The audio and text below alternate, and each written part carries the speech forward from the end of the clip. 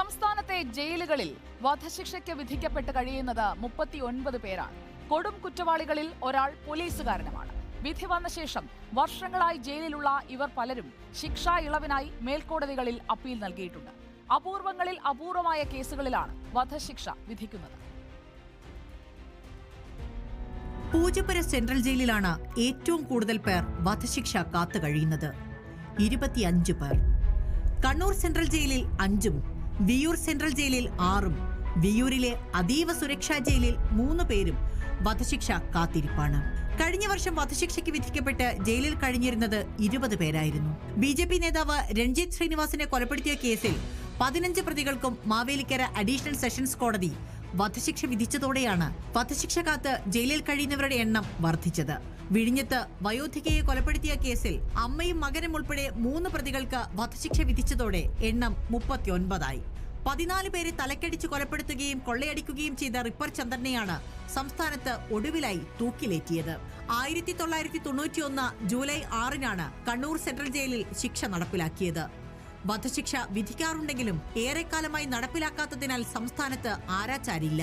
കണ്ണൂരിലും തിരുവനന്തപുരത്തുമാണ് വധശിക്ഷ നടപ്പിലാക്കാനുള്ള കഴുമരങ്ങളുള്ളത്. വധശിക്ഷയ്ക്ക് വിധിക്കപ്പെട്ട് ജയിലുകളിൽ കഴിയുന്നവരുടെ അപ്പീൽ ലഭിച്ചാൽ സുപ്രീം കോടതി നിർദ്ദേശത്തിന്റെ അടിസ്ഥാനത്തിൽ ഹൈക്കോടതി വിശദമായ പരിശോധന നടത്തും. ഇതിനായി വിദഗ്ധരുൾപ്പെടുന്ന പ്രത്യേക ഏജൻസിയെ നിയോഗിച്ചിട്ടുണ്ട്. വധശിക്ഷയ്ക്ക് വിധിക്കപ്പെട്ടവരുടെ മാനസിക നില മെഡിക്കൽ കോളേജിലെ വിദഗ്ധ സംഘം പരിശോധിക്കും. ജയിലിലെ പെരുമാറ്റം, കുടുംബ സാമൂഹിക പശ്ചാത്തലം, സാമൂഹിക ജീവിതത്തിന് പറ്റിയ നിലയിലേക്ക് സ്വഭാവത്തിൽ മാറ്റം വന്നിട്ടുണ്ടോ, തൊഴിൽ സാധ്യത തുടങ്ങിയ കാര്യങ്ങൾ അടക്കം പരിശോധിക്കും. ഈ റിപ്പോർട്ടിന്റെ അടിസ്ഥാനത്തിലാണ് ഹൈക്കോടതി തീരുമാനമെടുക്കുക. വിധി എതിരായാൽ സുപ്രീം കോടതിയിൽ അപ്പീൽ നൽകാം.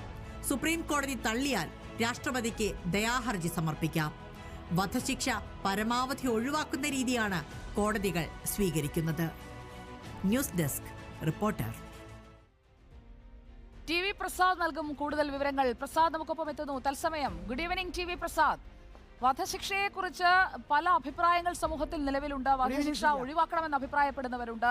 ഇവിടെ ഇപ്പോൾ നമ്മുടെ റിപ്പോർട്ട് പരിശോധിക്കുമ്പോൾ ഇത്രയധികം പേർ ശിക്ഷ കാത്തു കഴിയുകയാണ്. അവരെ കഴിവേറ്റുന്നതിനായിട്ടുള്ള ക്രമീകരണങ്ങൾ ഇല്ല എന്നുള്ളത് ഒരു ഭാഗത്ത് നിൽക്കുന്നു. രാജ്യം മുഴുവൻ നേരിടുന്ന ഒരു പ്രതിസന്ധിയാണല്ലോ അത്. എന്തൊക്കെയാണ് നമ്മുടെ അന്വേഷണത്തിൽ കണ്ടെത്തിയത്? Sujaya, good evening. സുജയ പറഞ്ഞതുപോലെ ഇഷ്ടം പോലെ ആളുകൾ ഇത്തരത്തിൽ തൂക്കുമരം കാത്ത് കഴിയുന്നുണ്ട്. പക്ഷേ സമീപകാല അനുഭവം വെച്ച് നോക്കിയാൽ കേരളത്തിൻ്റെ പശ്ചാത്തലത്തിൽ വളരെ അപൂർവമായിട്ട് മാത്രമാണ് ഈ ജയിലുകളിലുള്ള തൂക്കിക്കൊല നടക്കുന്നത്. ഏറ്റവും അവസാനം നടന്നത് നേരത്തെ വാർത്തയിൽ പറഞ്ഞതുപോലെ 1991 റിപ്പർ ചന്ദ്രൻ്റെ തൂക്കിക്കൊലയാണ്. അത് കണ്ണൂർ സെൻട്രൽ ജയിലിലാണ് നടന്നത് 1991. ഈ കണ്ണൂർ സെൻട്രൽ ജയിലിലും അതുപോലെ തിരുവനന്തപുരം സെൻട്രൽ ജയിലിലും മാത്രമാണ് ഈ കഴുമരമുള്ളത്. അതും ഇപ്പോൾ പറഞ്ഞിട്ടുണ്ട്. ഈ തിരുവനന്തപുരത്താണെങ്കിൽ 1974 സംഭവം നടന്നത്. ഏതാണ്ട് 30-40 വർഷത്തിനടുത്തായി കേരളത്തിൽ ഇതുപോലെയുള്ള ഒരു വധശിക്ഷ നടപ്പിലാക്കിയിട്ട്. അതുകൊണ്ട് തന്നെ ആയിരിക്കണം ഒരുപക്ഷെ ആരാച്ചറുടെ പോസ്റ്റ് തൽക്കാലം വേണ്ട എന്ന് തീരുമാനിച്ചത്. ഇനി അങ്ങനെ ഒരു സാധ്യത വരികയാണെങ്കിൽ അതിനൊരു പകരം സംവിധാനം ഏർപ്പെടുത്തുമായിരിക്കാം. പക്ഷേ ഇപ്പോൾ എന്തായാലും നിരവധി പേരാണ് കേരളത്തിലുള്ളത് എന്ന് പറഞ്ഞു. 39 പേരുണ്ട്. അതിൽ 25 പേരുമുള്ളത് തിരുവനന്തപുരത്ത് തന്നെയാണ്. കണ്ണൂരിലുണ്ട്, തൃശ്ശൂരിലുണ്ട്, തൃശ്ശൂർ വിയ്യൂരിലുണ്ട്. അങ്ങനെ 39 പേരുണ്ട്. ഈ 39 പേരിൽ ബഹുഭൂരിപക്ഷം പേരെയും നമ്മളങ്ങനെ പറയുന്നത് ശരിയല്ലെങ്കിൽ കൂടിയും ജീവപര്യന്തമാക്കാനും ഒക്കെയാണ് സാധ്യത. ഇപ്പോഴും അല്പസമയം മുമ്പ് സുജയ വായിച്ച വാർത്തയാണ്. നിനോ മാത്യുവിൻ്റെ വധശിക്ഷയും സുപ്രീം കോടതി കുറച്ചിരിക്കുന്നു. ഇരട്ട ജീവപര്യന്തം, അത് പരോളില്ലാത്ത ഇരട്ട ജീവപര്യന്തമാക്കി ഹൈക്കോടതി കുറച്ചിരിക്കുന്നു എന്ന വാർത്ത വരുന്നത്. ഇത് തന്നെയാണ് പല കേസിലും സാധാരണഗതിയിൽ ഉണ്ടാകാറുള്ളത്. പക്ഷേ 2 തരത്തിലുള്ള, സുജയ നേരത്തെ പറഞ്ഞതുപോലെ 2 തരത്തിലുള്ള അഭിപ്രായങ്ങളും ഇതിൽ വളരെ സജീവമായി നിൽക്കുന്ന ഒരു സമൂഹമാണ് കേരളത്തിൻ്റേത്. അതായത് ഒരാളൊരു കുറ്റം ചെയ്തു, ആ കുറ്റം ചെയ്ത ആളെ കൊലപ്പെടുത്തുന്നതോടുകൂടി പിന്നെ അതിലെന്താണ് ഒരു മാറ്റം എന്ന രീതിയിൽ ചിന്തിച്ചുകൊണ്ട് അത് പ്രാകൃതമായ രീതിയാണ് എന്ന് വാദിക്കുന്ന ഒരാളുണ്ട്, ഒരു വിഭാഗമുണ്ട്. അതോടൊപ്പം തന്നെ ഈ ഇങ്ങനെ കൊന്ന ഒരാളെ അല്ലെങ്കിൽ വലിയ ക്രൈം നടത്തിയ ഒരാളെ കൊല്ലാതെ പിന്നെ എന്തിനു ബാക്കി വെക്കണം എന്ന് പറയുന്ന ഒരു വിഭാഗം ആളുകളുമുണ്ട്. ഇപ്പോൾ ഓരോ പ്രതികളുടെയൊക്കെ പശ്ചാത്തലം വെച്ച് നോക്കിയാൽ വളരെ കൂടുതൽ ആളുകൾ സമൂഹത്തിൻ്റെ ഭാഗമായിട്ട് നിന്ന് പറയുന്നത് അവരെ കൊല്ലണം, തൂക്കിക്കൊല്ലണം. അതല്ലാണ്ട് ഇപ്പോഴുള്ള മറ്റൊരു കാര്യം എന്ന് പറയുന്നത് വധശിക്ഷ വിധിക്കാതെ ചില കോടതി വിധികളിൽ തൃപ്തിയില്ലാത്ത രീതിയിലേക്ക് ചില പ്രതികരണങ്ങളും ഈ പറയുന്ന പരാതിക്കാരുടെയൊക്കെ ഭാഗത്തുനിന്ന് വരുന്നതായിട്ട് നമ്മൾ കാണുന്നുണ്ട്. ഈ സംഭവം നടന്നവരുടെ കുടുംബാംഗങ്ങളുടെ ഭാഗമായിട്ടൊക്കെ വരുന്നുണ്ട്. എന്തായാലും സുജയ, ഇത് ഇപ്പോൾ ഇപ്പോൾ എന്തായാലും 91-ലാണ് അവസാനത്തെ ഒരു വധശിക്ഷ നടപ്പിലാക്കിയത്. കേരളത്തിൽ 39 പേർ വധശിക്ഷ കാത്തു കിടക്കുന്നു. നേരത്തെ പറഞ്ഞ പോലെ ഒരുപാട് നടപടികളുണ്ട്.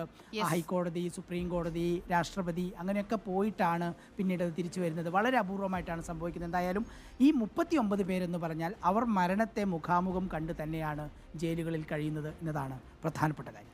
ഓക്കെ, TV പ്രസാദാണ് ജയിലുകളിൽ നിന്നുള്ള സ്റ്റാറ്റസ് അപ്ഡേറ്റ് പങ്കുവച്ചത്. മരിക്കണം അല്ലെങ്കിൽ മരിക്കാനായി പുറപ്പെടുന്നവർ, ആത്മഹത്യ ഒന്നിനും പരിഹാരമല്ല കേട്ടോ. പക്ഷേ ഇത് ഒരു ശിക്ഷ വിധിക്കപ്പെട്ട് മരണം കാത്തു കഴിയുക, ആ മരണം എന്ന് നടപ്പാകുമെന്നുള്ള ആശങ്കയിൽ ഓരോ ദിവസവും അടുത്ത ദിവസം തൂക്കിലേറ്റുമോ എന്നുള്ള ചിന്തയിൽ കഴിയേണ്ടി വരിക എന്നുള്ളതാണ് ആ 39 പേരും ഇപ്പോൾ അനുഭവിക്കുന്ന അവസ്ഥ.